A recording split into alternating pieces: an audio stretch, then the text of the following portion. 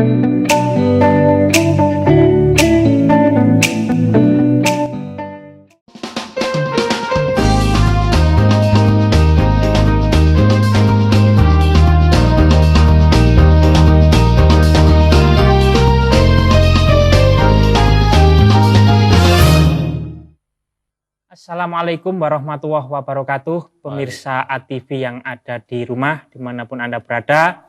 Jumpa lagi dengan kita dalam acara Gardu Demokrasi Kerjasama Averus Community, Komunitas Batu untuk Demokrasi dan Komunitas Indonesia untuk Demokrasi Jakarta. Pemirsa ATV, pada sore hari ini kita akan mengambil tema membangun masyarakat sadar bencana. Dan pada sore hari ini di tengah-tengah kita telah hadir rekan-rekan dari Komunitas Batu untuk Demokrasi dan juga narasumber kita yang sedang dalam perjalanan. Yang pertama Bapak Odong Burhanuddin, dia sebagai selaku sekretaris Taruna Siaga Bencana Kota Batu. Kemudian yang narasumber kedua dan kebetulan sudah hadir, beliau adalah Mas Arief Erwinadi, Ketua Lembaga Kajian dan Konservasi Lingkungan atau LK2L Kota Batu. Selamat sore Mas Arief, Assalamualaikum. Selamat sore, Waalaikumsalam. Alhamdulillah, bagaimana sehat ya? Sehat. Alhamdulillah. Selanjutnya yang kedua, di tengah-tengah kita telah hadir, yang mungkin familiar ya, Mas Immanuel Joshua. Beliau seorang jurnalis sekaligus dosen dan juga penulis beberapa buku. Selamat sore Mas Joshua. Selamat sore. Panggilnya Mas Joshua ya? Ya, oke. terserah. Yang ketiga, Ibu Mardi Setianing, salah satu presidium dari Komunitas Batu untuk Demokrasi. Selamat sore Bu. Selamat sore, Assalamualaikum warahmatullahi wabarakatuh. Waalaikumsalam. Ini semakin energik. Itu pemirsa ATV, narasumber atau mungkin rekan-rekan yang akan berdiskusi pada sore hari ini sembari kita menunggu Bapak Odong Burhanuddin. Bencana merupakan sebuah hal atau sebuah masalah yang mungkin dalam 10 tahun terakhir ini menjadi sangat luar biasa sekali. Mulai dari gunung meletus, tanah longsor, akhir-akhir ini tsunami. Nah, ini bukan sebuah menjadi takdir semata, namun kita sebagai masyarakat perlu adanya suatu sikap ya, suatu sikap sadar yang jelas, kewaspadaan untuk bagaimana menghadapi sebuah bencana agar kerugian material, kerugian moral maupun kerugian yang lain itu bisa diminimalisir dengan baik.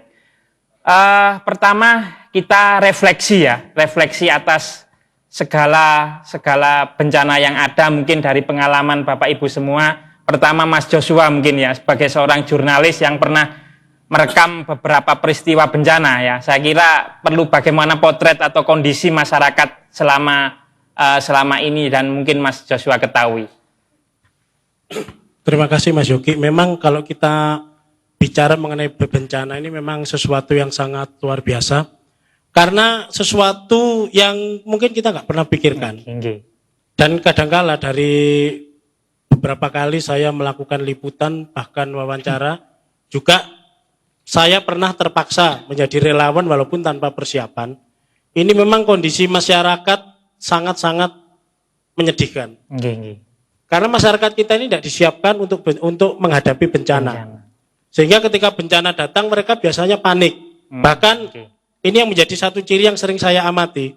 Ini kadang-kadang urusan harta benda lebih penting, masalah prioritas dalam hal menyelamatkan nyawa. Dibandingkan nyawa. Biasanya ibu-ibu yang menyelamatkan anak-anak, bapak-bapaknya ini mikirin sapi sama mikirin kendaraan.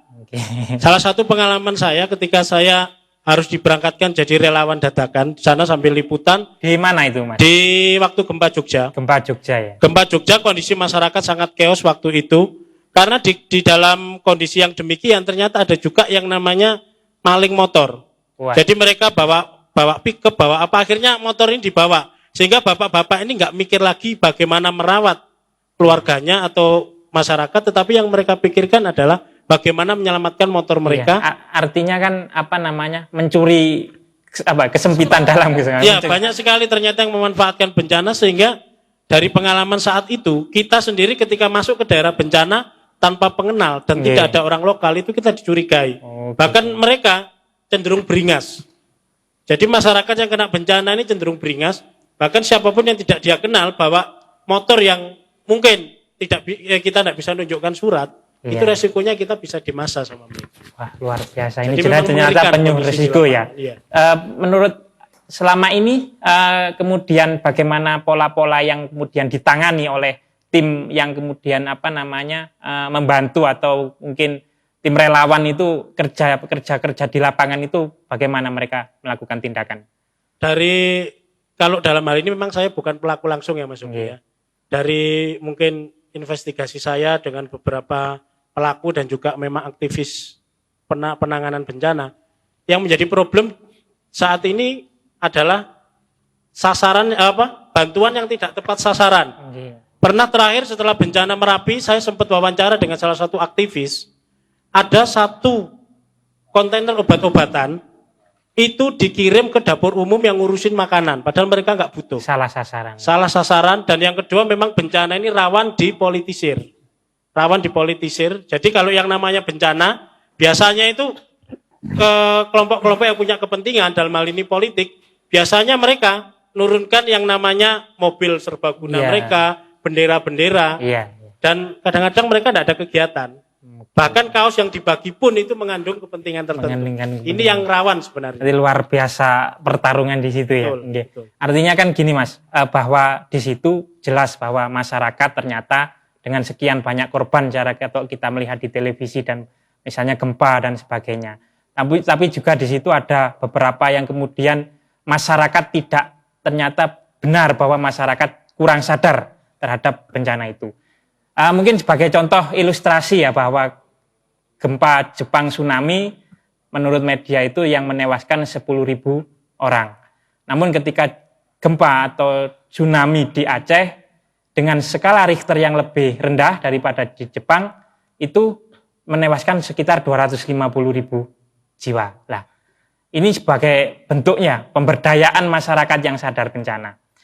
Untuk itu selanjutnya mungkin Mas Arief ya, dalam konteks Kota Batu sendiri bagaimana melihat realita seperti ini, misalnya kita ngomong peta potensi bencana lah di Kota Batu ini.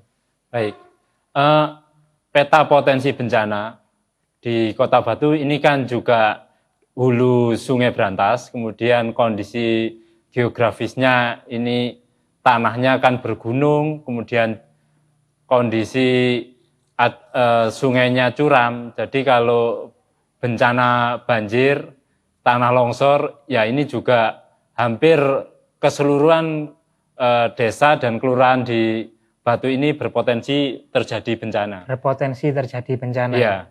Selain bencana banjir, di Kota Batu ini 2 tahun berturut-turut ini yang ada yaitu angin puting beliung. Terutama ini di daerah kami, di Desa Sumber Brantas, Desa Tulung Rejo, Punten. Nah ini puting beliung hampir tidak bisa kita perkirakan. Kalau dulu 3 tahun atau 4 tahun yang lalu, namanya angin puting beliung itu ada kalau menjelang musim penghujan. Jadi setelah ada angin puting beliung, 1 bulan berikutnya itu pasti hujan turun. Kalau di daerah kami, setelah terjadi angin puting beliung, angin besar, itu merupakan pertanda bahwa petani itu yang menanam sayur harus mulai mencangkul. Setelah mencangkul, biasanya baru hujan turun, baru itu mulai tanam, yang tanam sayur mayur.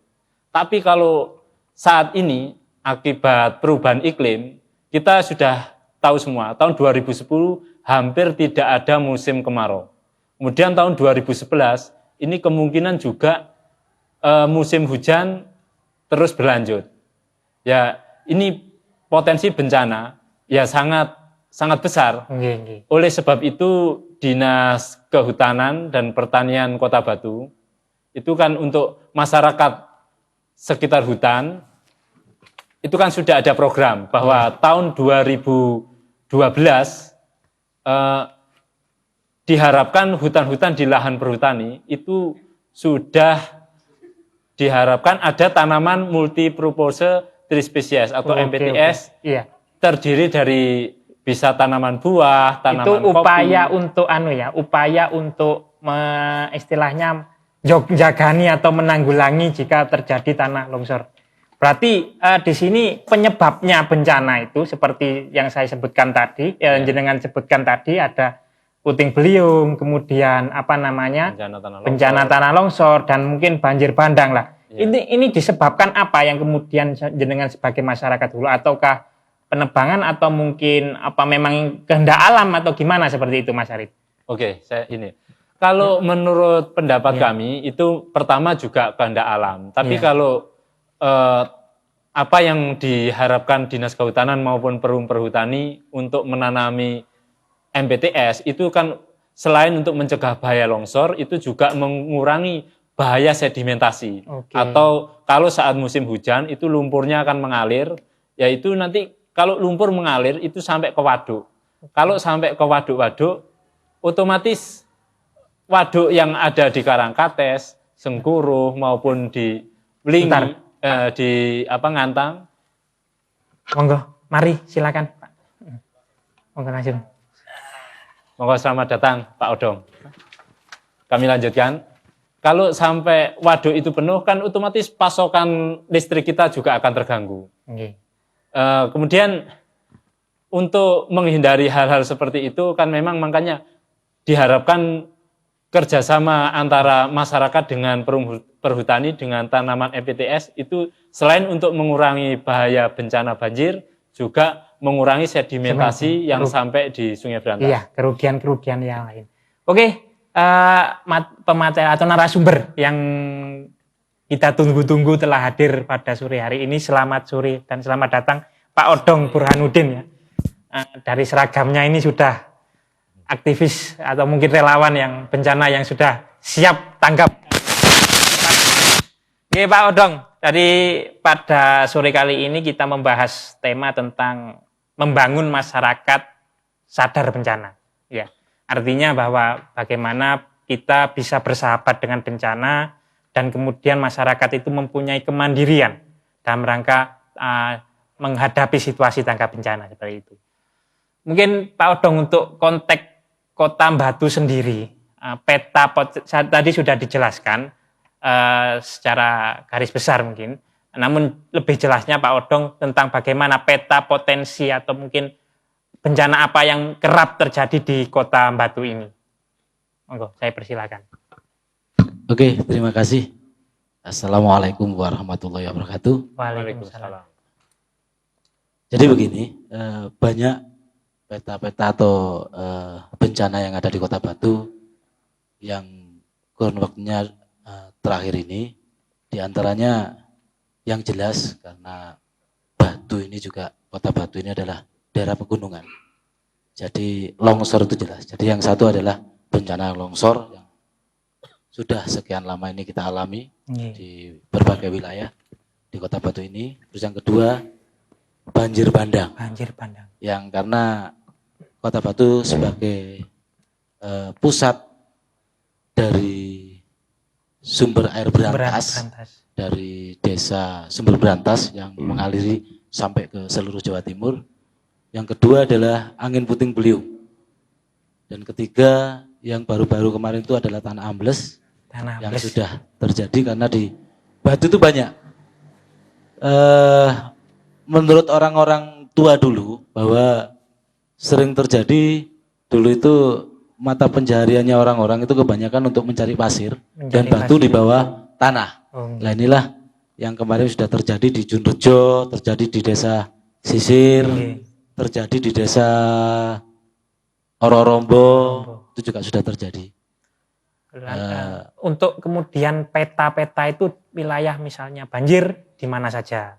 Kemudian tanah longsor peta atau wilayah yang kemudian berpotensi itu terletak di mana saja Pak? Iya, jadi kalau banjir yang jelas di daerah aliran Sungai Berantas, mulai dari Sumber Berantas sampai dari desa yang terakhir itu desa Dadarejo. Jadi itu yang sering terjadi pada dulu kan sudah pernah terjadi banjir bandang Iya. yang mengalami itu. Terus yang kedua, kalau banjir-banjir kecil itu biasanya di tingkat kota-kota karena resapan-resapan yang ada di Kota Batu ini kurang terpelihara, Hilang. ataupun aliran-aliran gorong-gorong ini juga kurang terpelihara, sehingga kadang aliran-aliran air hujan yang deras sehingga dia akan meluap di jalan-jalan, terutama jalan-jalan di aspal. Ini yang tentang banjir, tapi tidak begitu besar.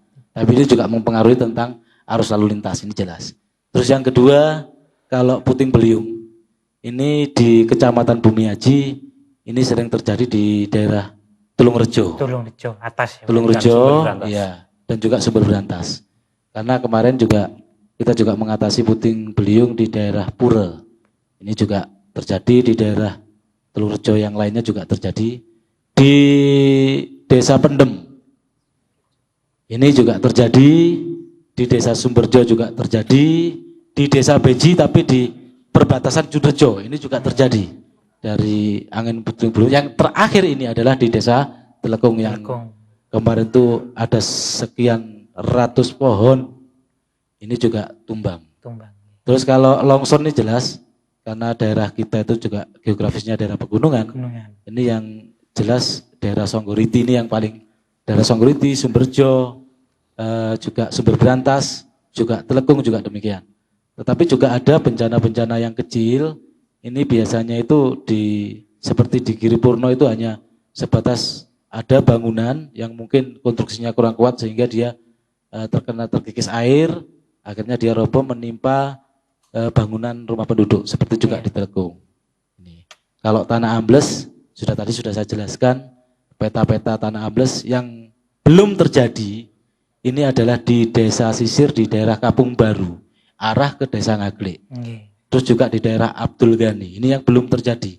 Tapi yang sudah terjadi itu adalah di Perdukuhan Meduran, terus juga di Desa Gondorjo, di Perdukuhan Gondorjo, Desa Ororombo, dan juga di Junrejo. Ini yang sudah terjadi. Artinya yang belum terjadi ini kemudian apa yang menjadi treatment atau langkah apa yang dilakukan ketika tanah ambles ini belum terjadi seperti Pak Odong katakan tadi? Apa kemudian model edukasinya atau bagaimana? Ini apa yang kemudian tindakan yang telah dilakukan? Iya, jadi gini, sebetulnya selama ini di Kota Batu ini, jujur saya mengatakan banyak relawan-relawan penanggulangan bencana. Tetapi selama ini masih berjalan secara sendiri-sendiri selama ini dari berbagai stakeholder. Ada dari Taruna Siaga Bencana ataupun Tagana. Ada juga dari Satgana dari PNI. Ada juga dari SAR ataupun yang dari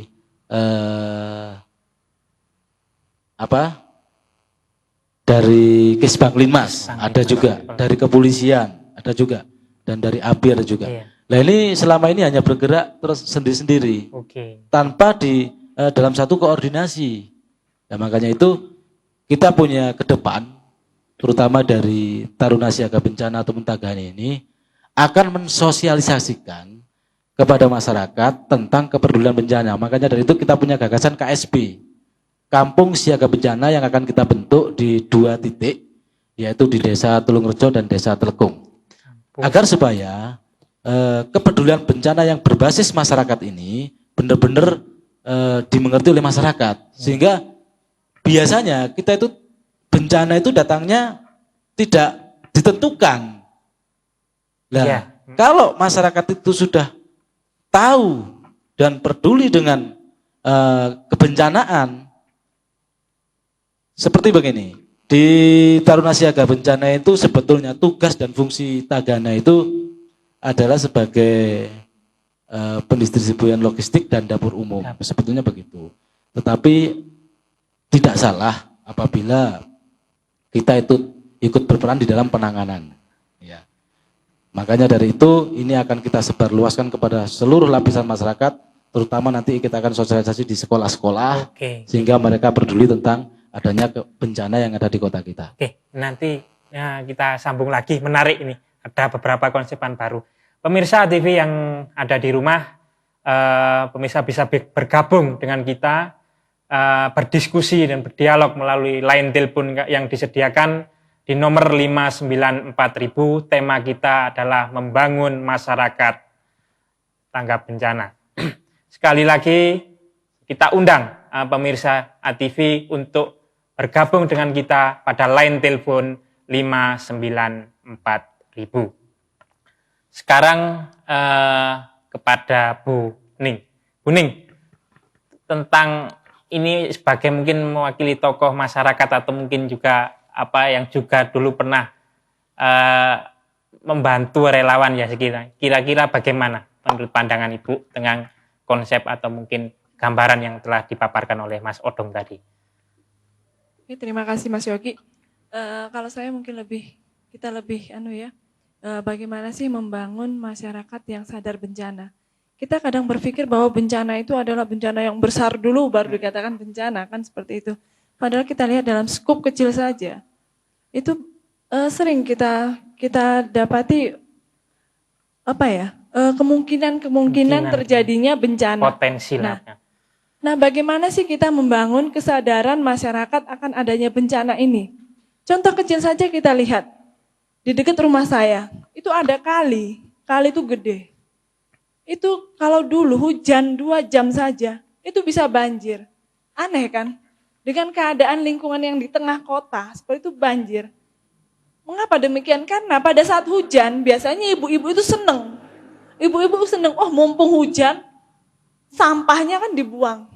Sampah pokoknya ono sing kena sing bisa hanyut ya dibuang saat itu.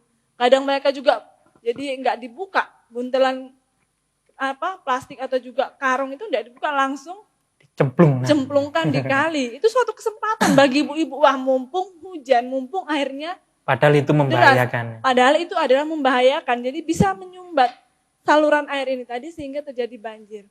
Nah, kedua juga adanya kesempatan-kesempatan untuk masyarakat untuk menutup kali. Sebenarnya kan ada aturan bahwa kali itu ada batasannya yang mana yang harus ditutup.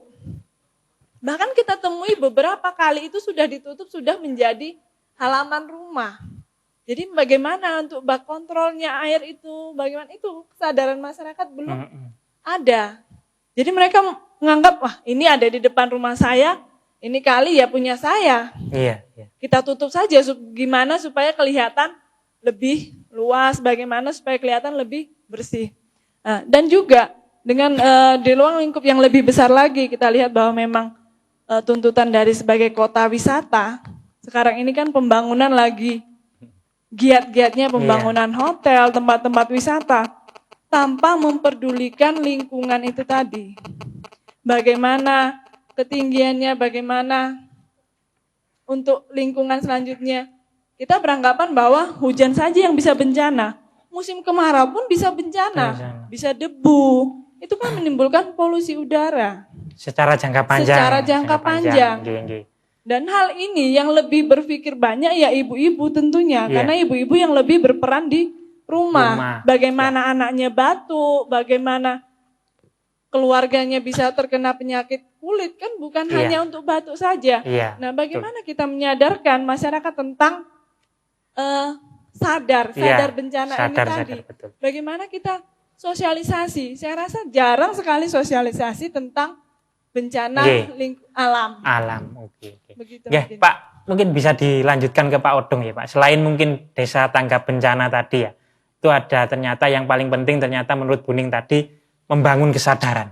Selain membentuk desa bencana tadi, upaya-upaya penyadaran yang dilakukan selama ini oleh Tagana, baik oleh Tagana sendiri maupun oleh pihak-pihak lain, kerjasama dengan pihak lain, selama ini apa mungkin yang sudah dilakukan? Jadi begini, sebetulnya kalau kita mulai dari awal, visi dari Tagana itu sendiri adalah menjalankan tugas sebagai relawan penanggulangan bencana yang berbasis masyarakat. Ini adalah visinya. Dan misi yang sudah dilakukan oleh Tagana, tapi belum optimal ya. Jadi makanya tadi dari awal sudah katakan kita akan lebih bersosialisasi kepada seluruh lapisan masyarakat, terutama melalui dari sekolah-sekolah. Jadi visi kita adalah melakukan pendidikan dan pelatihan untuk lebih meningkatkan kapasitas dari anggota Tagana itu sendiri. Karena sebagai anggota Tagana itu harus melalui diklat dulu, Pak. Diklat dulu ya. Harus melalui diklat dulu. Jadi ujuk-ujuk masuk nggak bisa ya? Sebetulnya bisa saja. Tapi dia harus tahu tugasnya. Tugas dan fungsi Tagana itu sendiri. Karena apa? Apa dari siklus bencana itu adalah awalnya dari pra bencana. Jadi sebelum ada bencana kita sudah melakukan action. Yang sudah kita lakukan adalah kita mapping wilayah titik-titik rawan bencana. Terus kita juga bekerja sama dengan pemerintah kota melakukan penghijauan. Ya. Di waktu bencana, terus ada juga saat bencana. Nah, di saat bencana kita sering terjadi kan, sering kita lakukan, kita juga sering mengatasi seperti longsor, puting beliung, dan pasca bencana. Itu juga sudah kita lakukan seperti waktu puting beliung. Kita juga membangun rumah yang sudah porak-poranda. Ini juga kita lakukan. Jadi siklus dari bencana itu ada 3 sebetulnya. Jadi pra bencana, bencana, dan saat bencana. Pasca dan ini bencana. ya pasca bencana. Nah inilah yang perlu kita tanamkan. Terus yang kedua, memberikan pembekalan yang cukup pada anggota dalam hal bantuan sosial. Jadi seperti ada bencana pada waktu puting beliung, kita juga bersama dengan pemerintah karena kita Tagana itu di bawah dinas sosial Kota Batu, makanya kita bersama dengan pemerintah untuk memberikan bantuan di sana. Itu juga sudah kami lakukan, ya.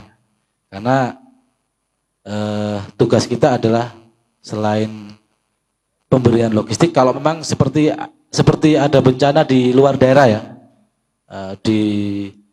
katakanlah seperti kemarin di Merapi, kita mendirikan tenda, kita sebagai pelaksana dapur umum. Itu memang tugasnya Tagana, jadi menyiapkan makanan, bagaimana kita harus memasak pada saat itu berapa korban. Itu harus sudah siap. Ya, itu skill-skill yang ditanamkan kepada Tagana. Itu. Ini tentang kita juga kalau di luar daerah kita sudah melakukan di Merapi juga sudah, di Bromo sudah, di waktu banjir di Sitiarjo, di Malang Selatan juga sudah kita mengikuti di sana. Terus di Sidoarjo, Lumpur Lapindo itu juga kita sudah mengikuti kegiatan ikut sebagai relawan penanggulangan bencana di sana. Ini contoh-contoh yang sudah kita lakukan selain di lingkup Kota Batu. Terus yang ketiga adalah mensosialisasikan penanggulangan bencana pada masyarakat luas. Apa yang saya katakan tadi. Sebelum mensosialisasikan itu tadi, kita potong dulu sejenak pesan-pesan yang berikut ini.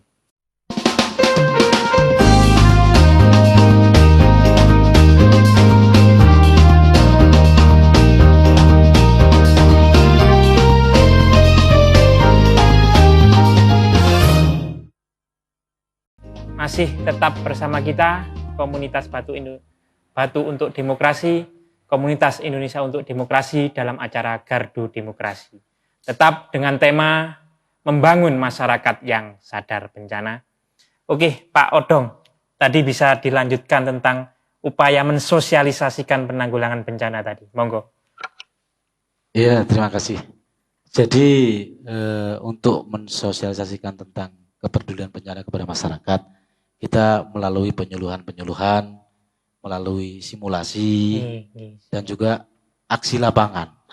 Jadi seperti begini, pada waktu bencana terjadi, itu kita harus tahu benar di potensi di wilayah yang terkena bencana, kita harus tahu berapa jumlah penduduk, gitu, berapa korban, berapa tempat-tempat yang bisa untuk penampungan para korban, berapa bayi dan sebagainya.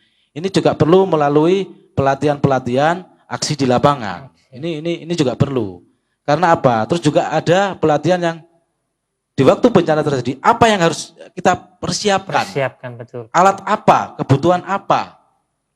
Kalau misalkan ada korban seperti ini, kita harus bagaimana? Ada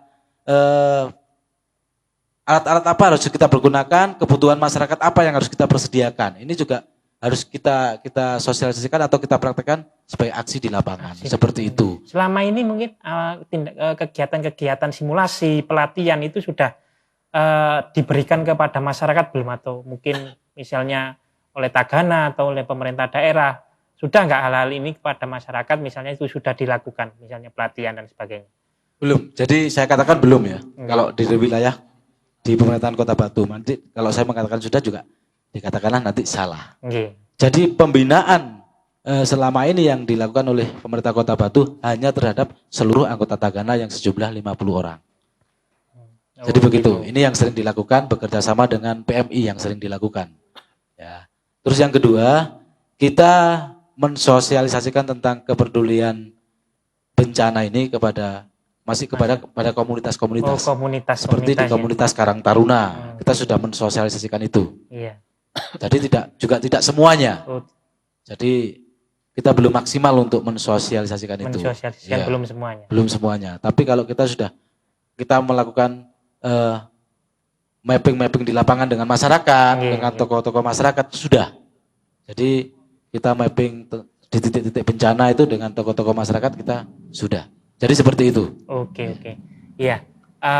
Artinya kan bahwa belum semuanya. Kalau mungkin di yang daerah peta-peta bencana tadi, apakah sudah juga diberikan pemahaman atau mungkin juga diberikan simulasi dan sebagainya, terutama yang Bapak sebutkan tadi di daerah A, daerah B yang potensi longsor itu juga sudah dilaksanakan atau belum? Selama ini bagaimana treatmentnya? Sebetulnya kita juga ada yang sudah kita lakukan. Jadi kita ada dua, yaitu pendekatan partisipatif dan juga pendekatan individu. Jadi belum semuanya. Jadi ada tokoh-tokoh yang sudah kita kenal di wilayah-wilayah bencana, kita ajak ngomong mereka. Kita ajak ngomong mereka tentang kepedulian tentang kebencanaan. Ada komunitas di wilayah setempat, kita ajak ngomong mereka. Jadi belum maksimal lah yang sudah kita lakukan. Karena apa? Selama ini, makanya saya katakan, kalau nanti dari berbagai stakeholder, relawan penanggulangan bencana yang bersatu dalam satu komunitas, ini lebih bagus itu. Iya, kita mengadakan sosialisasi kepada masyarakat, ya. Dan juga karena dikatakan adalah relawan bencana ya. Kita sebagai relawan, rela dan tidak melawan. Ya kan begitu ya. Dan juga ini bukan suatu organisasi yang struktural. Jadi katakanlah yang struktural harus punya anggaran sekian tidak. Jadi inilah yang menjadi sebetulnya hambatan-hambatan kita. Sebelum melebar, Mas Joshua, apa yang mungkin disampaikan Tagana tadi bisa memberikan sebuah hal yang menarik atau gimana? Terima kasih. Yang pertama, ada satu bencana yang kita ini seringkali lupakan. Tapi kalau itu terjadi, itu semua akan kena, yaitu gempa bumi ya Pak ya. Nah, rupanya kadang-kadang kesadaran terhadap bencana di diri masyarakat itu harus terjadi demikian dulu, tapi semoga di sini enggak. Iya. Jadi ketika saya bertemu dengan beberapa relawan dadaan Pak di bencana, jadi dampaknya sekarang di Merapi, saya kira ketika Pak Odong ke sana kan ada sesuatu yang luar biasa. Satu menha bencana, gunung mau meletus, relawan sudah siap semua. Sampai di pos 1 kalau enggak salah. Dan mereka ini adalah orang biasa seperti kita. Nah ketika saya melakukan wawancara dengan mereka katakan begini, kita ini belajar dari peristiwa gempa bumi. Dulu kita nggak mikir yang namanya Sleman, Jogja, itu daerah yang tenang, apalagi gending-gendingnya dan lain-lain. Tapi ketika ada bencana, kita semua sadar, kita belajar. Ya mungkin kalau kesadaran, ya semoga tidak terjadi di Batu, tidak usah nunggu seperti itu Pak ya. Ada gempa bumi, hancur semua, baru kita sadar. Lalu yang kedua Pak, kalau kita bicara kesadaran bencana, ini kita punya problem besar. Problemnya adalah kurang bersatunya stakeholder. Ini kan kita bedakan dengan di Jepang. Kondisi separah apapun, yang namanya kedisiplinan nomor 1. Ini kan bicara mengenai etos hidup mereka. Nah kalau kita di sini kan repot. Kita di sini repot. Misalnya satu melakukan penyuluhan, yang lain teriak-teriak, jangan itu bukan tupoksimu dan lain-lain. Nah kalau gitu masyarakat mau ikut siapa? Belum lagi kepentingan yang lain. Karena kalau kita bicara bencana ada dua kan. Pertama masalah pencegahan, yang kedua penanganan. Kalau ngomong pencegahan di sana kita ketemu yang namanya penghijauan. Kalau penghijauan kita tabrakan sama yang namanya investor. Yang namanya yang namanya lahan hijau dan lainnya tidak diurus, air resapan atau apa nggak akan dipikir. Masa kita harus nunggu ada bencana baru seperti itu. Dan yang ketiga Pak, untuk kampung siaga bencana, saya pernah wawancara dengan Pak Simon. Ini mungkin Pak Odong bisa jelaskan bagaimana konsepnya supaya nggak terjadi seperti di Pujon. Waktu itu saya sempat tanyakan ke beliau, sana kan ada tulisan besar-besar, mungkin mau ada kunjungan itu. Desa siaga bencana. Ternyata masyarakatnya nggak siap bencana, peralatan bencana pun nggak lengkap. Hanya lip service atau mungkin yang mungkin ada konsep yang memang itu saya kira jangan hanya untuk 2 contoh, tapi itu menjadi satu sampel project. Kalau perlu dibikin gebiar, gelegar, sampai semua masyarakat sadar sehingga itu bisa terjadi di banyak tempat dan muncul relawan-relawan di setiap, dari masyarakat RT, itu sendiri. Itu, Pak, ya. Gini. Saya kira itu. Gini. Ya, jadi menarik kan Pak Mas Joshua tadi bahwa harus timbul dari masyarakat sendiri. Upaya-upaya sadar dan tanggap itu harus muncul dalam komunitas ataupun bahkan dari tingkat terkecil keluarga kalau perlu. Kira-kira dari Mas Arif ini, saya beralih Mas Arif, upaya apa yang kemudian jenengan sebagai aktivis lingkungan ya dari LMDH juga, upaya apa yang telah dilakukan dalam rangka upaya untuk mencegah bencana. Jadi tadi di daerah utara ada angin puting beliung, tanah longsor, kemudian banjir bandang dan sebagainya. Monggo Mas. Baik, makasih Mas. Kalau puting beliung ya kita nggak bisa menanggulangi ya, itu namanya bencana alam. Tapi kalau umpamanya tanah longsor itu kita bisa tanami dengan tanaman yang akarnya bisa menunjang ke dalam tanah seperti vetiver atau orang Jawa bilang akar wangi. Yaitu bisa akarnya itu sepanjang 8 meter dalam 1 tahun. Itu bisa mencengkeram, kekuatannya itu seperti kekuatan baja ringan. Yaitu sayang cuman pengembangan vetiver ini hanya, saya tempo hari itu lihat beberapa kelompok tani di desa saya itu baru menanam itu sebagian. Ya sayangnya budidaya rumput vetiver ini tidak benar-benar digalakkan. Karena saya dengar informasi kalau ditanam di daerah hutan, takutnya nanti kalau dibongkar, dijadikan minyak wangi, nah itu nanti potensi bencana. Padahal ya sebenarnya bisa dipakai untuk komoditas minyak, juga untuk kekuatan mencegah terjadinya longsoran. Kemudian yang tidak kurang kalah pentingnya yaitu sebenarnya tentang ini, sosialisasi pembuatan sumur resapan. Kan semua di Batu, nggak peduli itu di desa, itu rata-rata sudah pakai halamannya itu sudah pakai cor semua. Harusnya itu dibuat sumur resapan, jadi sumur resapan itu fungsinya juga mengurangi air permukaan langsung masuk ke sungai. Di samping itu di musim kemarau itu merupakan tabungan air. Jadi kalau yang tidak punya HIPAM atau PDAM kan biasanya pakai air bawah tanah, yaitu bisa untuk tabungan. Jadi yang tadinya yang ini pengalaman saudara saya yang ada di Sidoarjo, itu setelah membuat sumur resapan, itu yang awalnya di musim kemarau, air kalau diambil itu warnanya kuning, tapi setelah 1 tahun kami sarankan membuat sumur resapan, itu airnya sudah bisa berubah jadi jernih. Yaitu salah satu hal-hal yang sebenarnya perlu kita sosialisasikan. Kemudian mengenai sampah tadi yang disampaikan Mbak Ning. Sampah ya juga tidak kalah pentingnya. Ada beberapa dusun itu tidak punya tempat pembuangan akhir sampah. Ya saya nggak jauh-jauh, di desa saya sendiri, dusun Junggo ini tidak punya tempat pembuangan sementara. Jadi waktu ada dibuang ke hutan, ini perhutani marah-marah. Karena ada yang dari buangan jamur, limbah jamur itu dibuang ke sana. Yaitu mungkin hal-hal yang perlu jadi perhatian pemerintah. Terima kasih. Ya, artinya kan gini.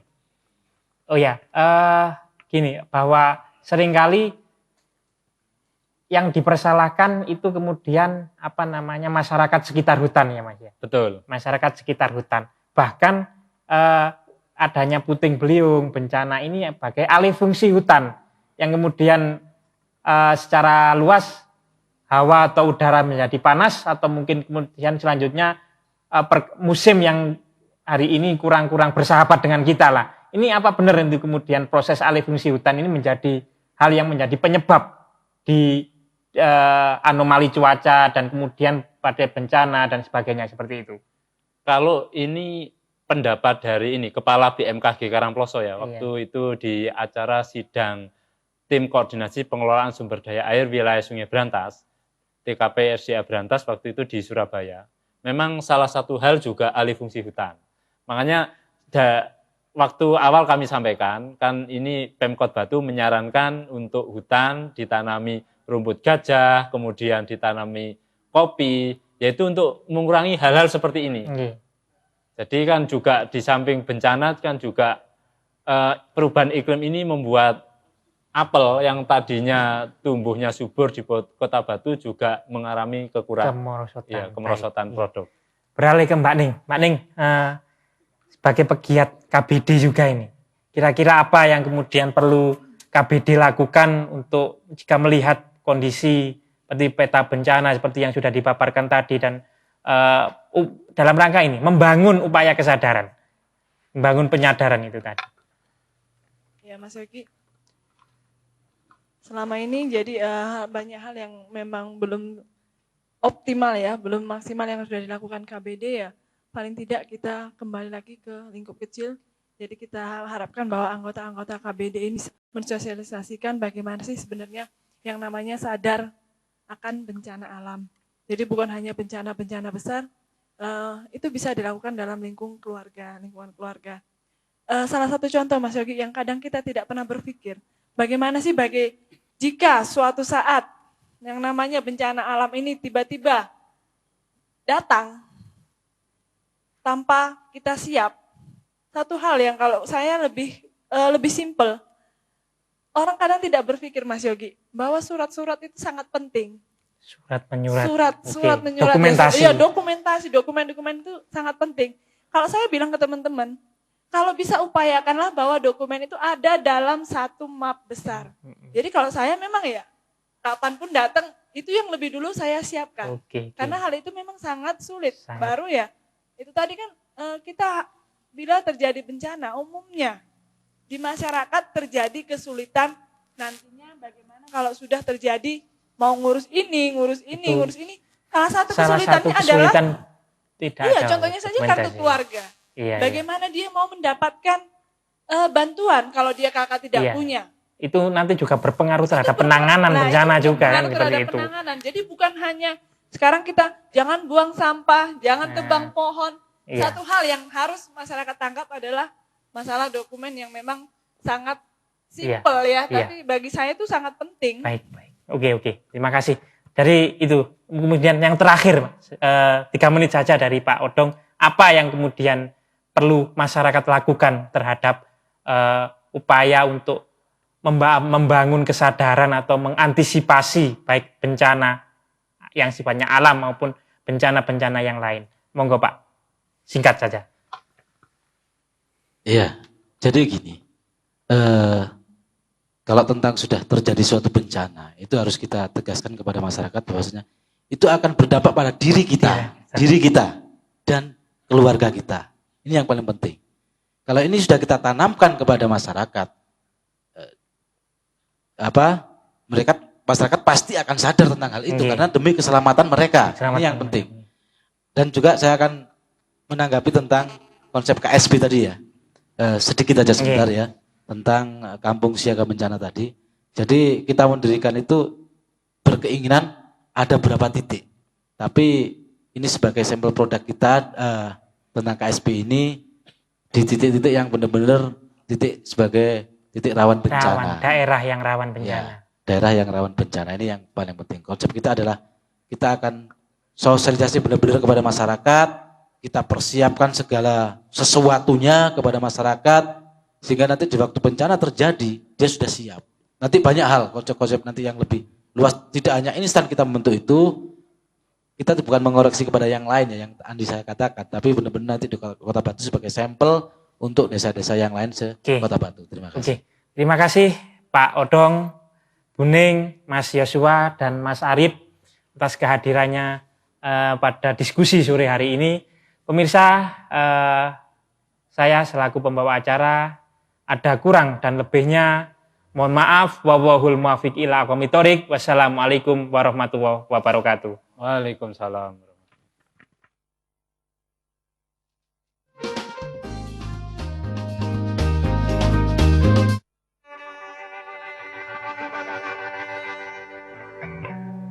Love and hate, get it wrong. She cut me right back down to size. Sleep the day, let it fade. Who was there to take your place? No one knows, never will. Mostly me, mostly you. Do you say, do you do? When it all